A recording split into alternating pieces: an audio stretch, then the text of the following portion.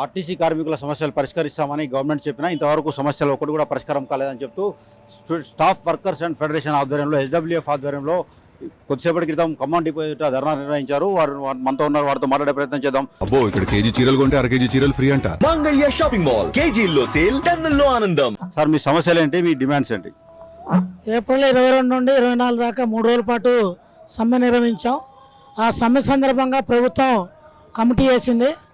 ఆర్టీసీలో ఉన్నటువంటి సమస్యల్ని ఎగ్జిక్యూటివ్ డైరెక్టర్లతో చర్చించి పరిష్కరించుకోమని చెప్పి చెప్పడం జరిగింది. ఆ మేరకు మే 30వ తారీఖు అదేవిధంగా 3 దఫాలుగా చర్చల్లో మరి 17 అంశాలు యాజమాన్యం అంగీకరించింది. వాటిలో ప్రధానంగా ఏంటంటే ఉద్యోగ భద్రతకు సంబంధించినటువంటి అంశం మీద ఒక కమిటీ వేస్తామని చెప్పారు. దాదాపు 2 నెలల పాటు అయినప్పుడు కూడా ఇప్పుడు కూడా కమిటీ వేయలేదు. అదేవిధంగా ఏదైతే ఆర్టీసీలో ఉద్యోగం చేస్తూ చనిపోయినటువంటి కుటుంబాలకి ఉద్యోగాలు ఇచ్చారు, వాళ్ళ ఇనిషియల్ అపాయింట్మెంట్నే రెగ్యులర్ చేయాలని చెప్పి గతంలో ఉండేది. ఈ మధ్యకాలంలో దాన్ని 2 సంవత్సరాలు 3 సంవత్సరాల పాటు వాటిని టెంపరీగా చేసిన తర్వాత రెగ్యులర్ చేస్తూ ఉన్నారు. చర్చల్లో యాజమాన్యం అంగీకరించింది, ఇనిషియల్ అపాయింట్మెంట్ని రెగ్యులర్ చేస్తామని చెప్పి. దాన్ని ఇప్పటివరకు అమలు చేయలేదు. అదేవిధంగా ఈ 6 సంవత్సరాల కాలంలో కార్మికుల మీద విపరీతమైనటువంటి వర్క్ లోడ్స్ పెరిగినాయి, పని భారం బాగా పెరిగింది. దాదాపు 17 గంటల పాటు ఆర్టీసీలో డ్రైవర్ కండక్టర్లు ఉద్యోగాలు చేస్తున్నటువంటి పరిస్థితి ఉంది. వాటి మీద కూడా ఎగ్జిక్యూటివ్ డైరెక్టర్ కమిటీలో సమీక్ష జరిగింది. మెదక్, నల్గొండ, అదేవిధంగా మరో రీజన్ 3 రీజన్లో వాటి మీద స్టడీ చేసి ఏదైతే వర్క్ లోడ్స్ ఉన్నాయో వాటి మీద తగ్గించడానికి అధికారులకి ఆదేశాలు ఇవ్వడం జరిగింది. కానీ ఇప్పటివరకు కూడా డిపో మేనేజర్లు కానీ రీజన్ మేనేజర్లు కానీ ఆ సమస్యల్ని మరి వర్క్ లోడ్స్ విషయంలో మరి కార్మిక సంఘాలతో పిలిచి మాట్లాడి పరిష్కరించినటువంటి పరిస్థితి లేదు. గతంలో ఏ వైఖరి ఉందో అధికారులు ఇప్పుడు డిపో మేనేజర్ స్థాయిలో అదే వైఖరి ఉంది.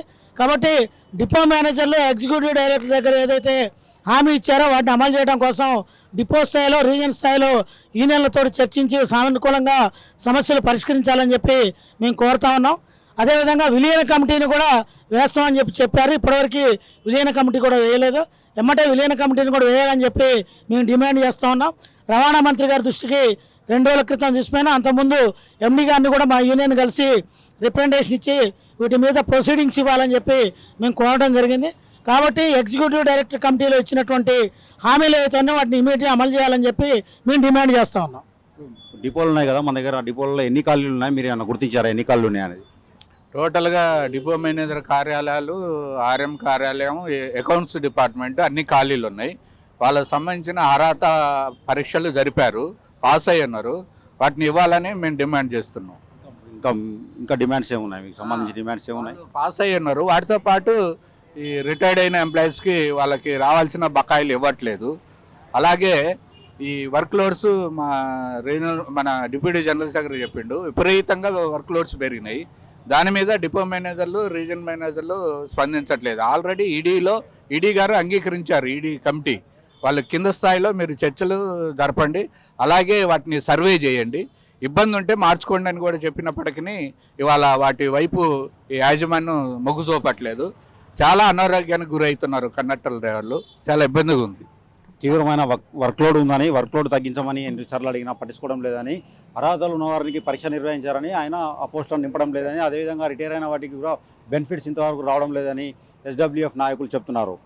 వీడియో జర్నలిస్ట్ నాగేందర్తో హరీష్, RTV ఖమ్మం నుండి.